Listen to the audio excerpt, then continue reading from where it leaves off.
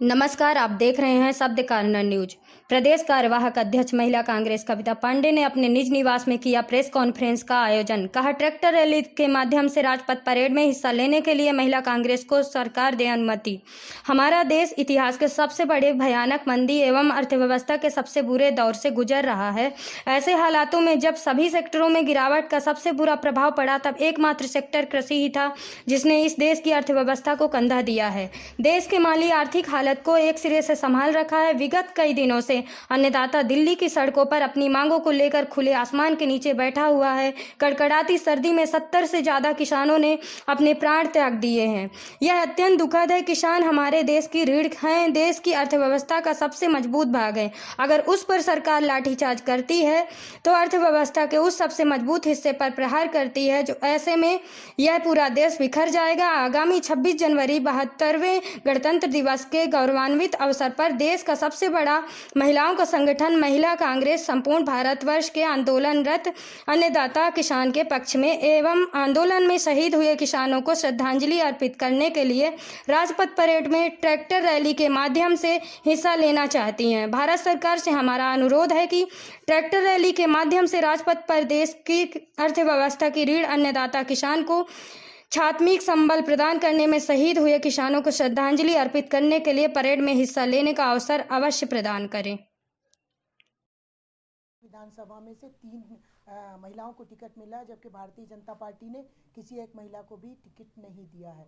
और महिला कांग्रेस एक सशक्त फ्रंटल ऑर्गेनाइजेशन है जिसका स्वतंत्र अपना स्वरूप है और वो लगातार फील्ड में अपनी उपस्थिति दर्ज कराती है और कांग्रेस पार्टी के एक विंग के रूप में हम लोग लगातार काम करते हैं। भारतीय जनता पार्टी महिलाओं को कतई प्रोटेक्शन नहीं देती। आज मध्य प्रदेश रेप कैपिटल बना हुआ है और उनके यहाँ महिलाओं का उपयोग और उपयोगिता सिर्फ चुनाव तक होती है। उनसे प्रचार कराते हैं और उनको कभी भी असेंबली के टिकट्स नहीं देती है। आपका क्या मानना है कि बड़ी खबर है आज हमारे देश कांग्रेस पार्टी पूरे देश में किसानों के सम्मान में आज जमीन पर है और हम सब मिलकर लड़ाई लड़ रहे हैं। नारी शक्ति जब भी, चाहे 1857 की क्रांति हो तो लक्ष्मीबाई ने उसको लीड किया था, उसके बाद इंदिरा जी को हम लोग लौह महिला कहते थे। तो जब भी देश के ऊपर संकट आया तो नारी शक्ति आगे आई। आज रीवा जिले की नारी शक्ति जो हमारे साथ है, ये पूरी ताकत के साथ मैदान में है और हम किसानों की लड़ाई लड़ेंगे जब तक कि हमारा किसान अपने घर नहीं चले जाता। गणतंत्र का सबसे बड़ा उत्सव 26 जनवरी को हमारे देश में मनाया जा रहा है, लेकिन उस गणतंत्र के उत्सव का आनंद और तभी होगा जब मोदी जी अपना जो निर्ममता है और निर्मोही बन के बैठे हैं, वो बहुत फोटो खिंचाने के शौकीन है। आप देखते होंगे कि झाड़ू भी लगाते हैं तो बिना प्रेस कॉन्फ्रेंस के नहीं करते। मन की बात आप अपनी सुनाते हो, किसानों के मन की बात नहीं सुनते। मैं निवेदन करती हूँ प्रधानमंत्री जी कि इतनी निष्ठुरता अच्छी बात नहीं है। आप अपने अंदर का अहम ईगो अहंकार त्यागिए और जाइए उन किसानों से बात कीजिए। आपके घर से मात्र 3 किलोमीटर के दूर वो बैठे हैं, उनसे बात कीजिए कि आखिर अन्नदाता आप चाहते क्या हो और उनकी बात मानिए, ताकि 26 जनवरी आने वाले गणतंत्र दिवस को हम सब मिलकर अपने देश का सबसे बड़ा त्यौहार मना सकें। से मांग की, इन्होंने चुपके से बैकडोर से अध्यादेश लाए और उसको जब कृषि बिल संसद में मंजूरी को गया उस दिन इन्होंने सांसदों को बोलने नहीं दिया और यस यस यस करके कृषि काला कानून को मंजूर करा। जब आज लगातार किसान 50 दिन से अड़े हैं, डटे हैं और मैदान में, मैं सैल्यूट करती हूँ उन करोड़ों किसानों को जो आज ताकत के साथ डटे हैं, इतनी ठंड में भी उनके दम को सराहना करते हैं और उन बलिदानियों को भी हम सशक्त नमन करते हैं जिन्होंने हमारे आपके लिए अपने प्राण न्यौछावर करना तो उचित समझा पर झुकना उचित नहीं समझा।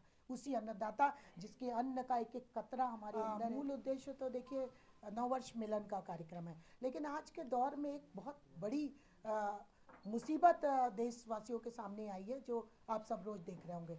किसानों के आंदोलन को 50 दिन से ज़्यादा हो चुके हैं, 70 से ज़्यादा किसानों का बलिदान हो चुका है और दिल्ली की सड़कों पर वो किसान इस पूस की कड़कड़ाती ठंड में बैठे हुए हैं।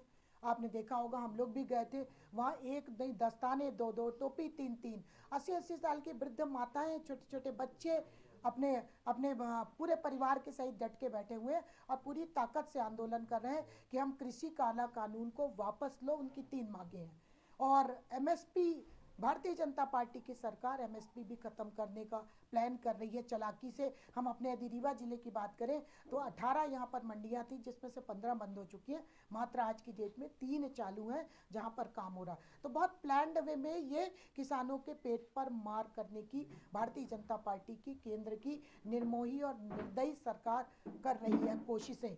भारतीय अर्थव्यवस्था अपने रसातल के दौर में है।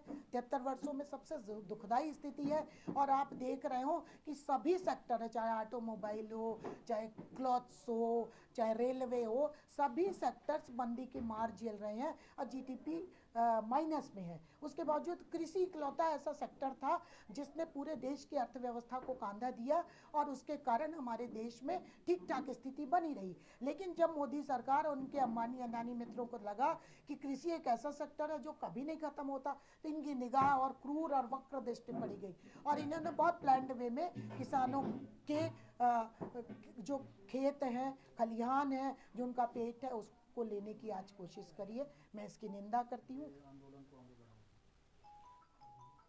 हम लगातार आप देख रहे हैं कि हम लोग सड़क में हैं, फील्ड में हैं और काम करने की कोशिश कर रहे हैं कि हम किस तरीके से किसानों की मदद करें। 18 तारीख को किसानों का, महिला किसानों का एक कार्यक्रम है। हम किसानों को सपोर्ट करने के लिए रीवा जिले के समस्त किसान हम लोग भी साथ में बैठेंगे और किसानों को ताकत और बल देंगे।